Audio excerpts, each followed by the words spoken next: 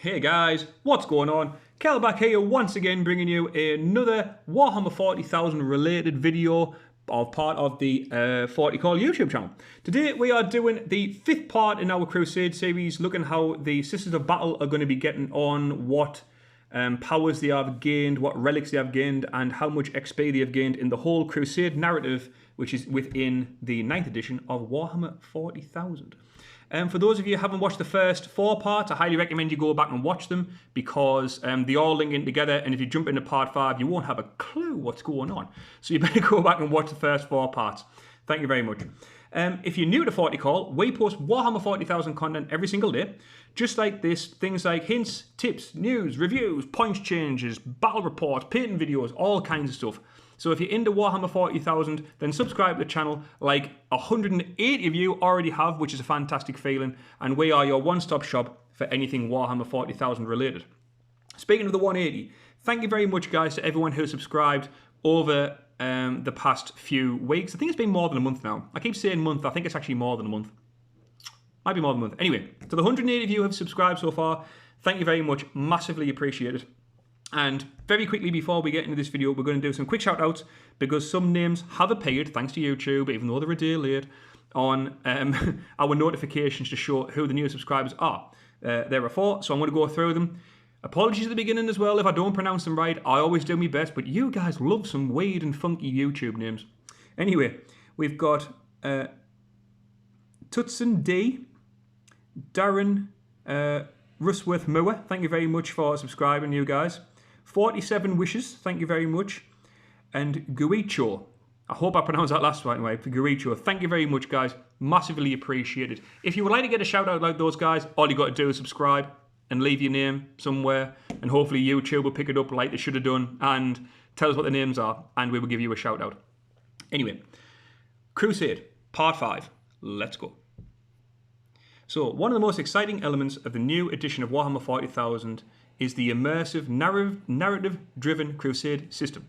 To show you just how awesome it is, we're taking you on a virtual crusade, and over the course of the series, we'll be introducing you to each element of the campaign system. In our final installment, we're looking to the future to see some of the different ways in which our Adeptus Sororitas Crusade force can develop. As the series has been going on, they've been following this Adeptus Sororitas Crusade squad. They've had a couple of battles, lost against the Necrons, won against someone else. I won't give any spoilers away for people who haven't watched the first ones. They've been gaining experience. Experience means you can buy more models, and you can buy relics, you can buy warlord traits, and all kinds of stuff. So, what are we looking at here? We've got some Sisters of Battle, Adeptus Sororitas, going up against the Forces of Chaos, the Alpha Legion, by the look of it. Got some Alpha Legion Terminators, a Sorcerer at the front, and a Helldrake at the back. Let's have a quick look. What have we got today? After what turned out to be a crushing victory over the Black Legion in part 4 of the series, our Adeptus Sororitas Crusade force is back on the front foot once more. We resolved the end of battle results. Here are the highlights. Our 2 destroyed units, Sisters of Battle Squad Adrena and Sephirim Squad Amisera, both passed their out of action rolls. Cool. Okay, so that means they don't die and disappear away forever and all sorts. All of our units gain 1 experience point from battle experience. No units leveled up this time around, but we chose Candace Ava Pureheart to be marked for greatness, taking her up to 5 experience points, and meaning she'll be all but guaranteed to increase in rank after our next game.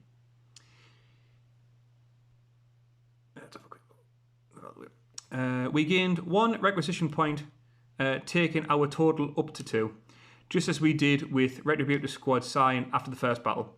We spent 1 point on fresh recruits, taking Battle Sister Squad Adriana up to 10 unit model, and another on increased supply limit to accommodate their new power rating within our order of battle. This now gave the Crusade force a reliable core of 3 large troop units moving forward. Candace Ava Pureheart's Crusade points value was increased to 2 after she picked up a Crusade relic, Master Crafted Armour, as a victor bonus from our battle against the Black Legion.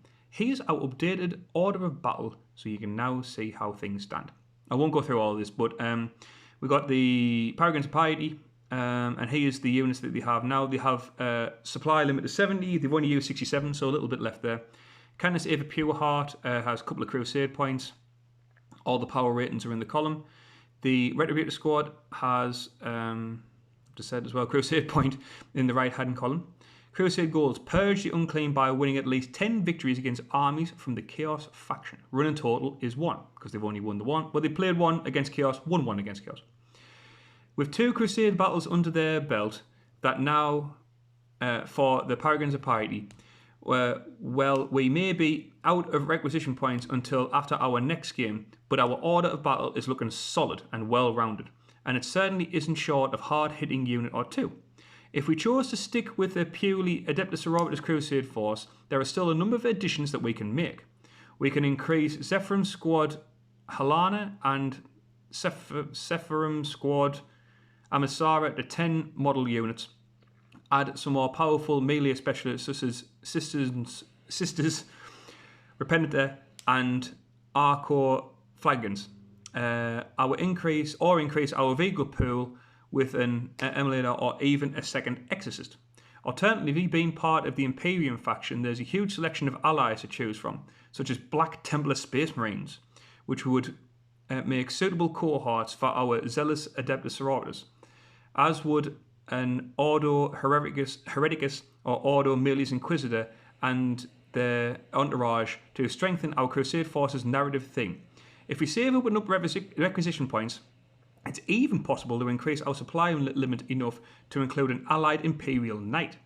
After all, for games larger than Combat Patrol, you're free to use multiple detachments of any type in a Battleforged army, even a super heavy auxiliary detachment, provided you pay the appropriate command cost. So you hear, super heavy auxiliary detachment, command cost is 3 CP, you get no benefits, but you do get to take 1 large Lord of War.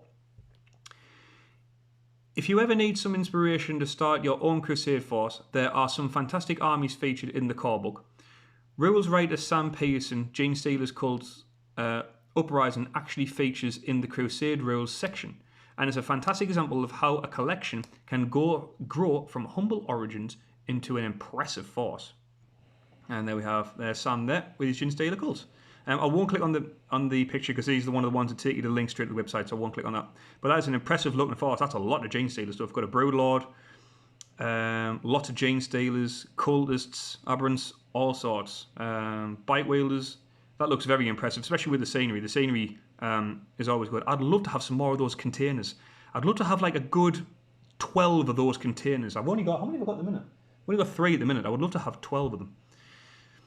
We hope you enjoy following the early progression of our Adeptus Sororitas Crusade force, and we've been inspired to start your own. If you do, you won't have long to wait. The awesome new Warhammer 40,000 core book arrives in stores worldwide in just over 1 week's time. Alternatively, head over and pre-order your core book today, as well as a Crusade journal to keep track of your army's progression. I would highly recommend that Crusade journal. That Crusade journal, like, even though it's like just a little book and that, it looks cool. And if you're going to be playing stuff like this, it is quality. But that's it, guys. That is going to be the end of the video and the end of this series looking at the Crusade element of Warhammer 9th edition. What do people think? Anyone going to be playing Crusade? I'm definitely going to give Crusade a go because it looks like a lot of fun. Leave your comments below, guys. If you're here to the end, like the video and subscribe. We want to turn this channel into something really cool, and we only do that with your support. Like I said at the beginning, if you are new to 40k, this is the first time watching, we post Warhammer 40,000 content every single day. Things like news, hints, tips, reviews, points reviews, painting videos, battle reports, all kinds of stuff. So if you like Warhammer 40,000, subscribe to the channel, guys, and help us grow the channel day by day. But that's going to be it, guys. Can't wait to read your comments. This is Kel, signing out for 40k, saying stay safe, look after each other. Until next time, guys, we'll see you all later.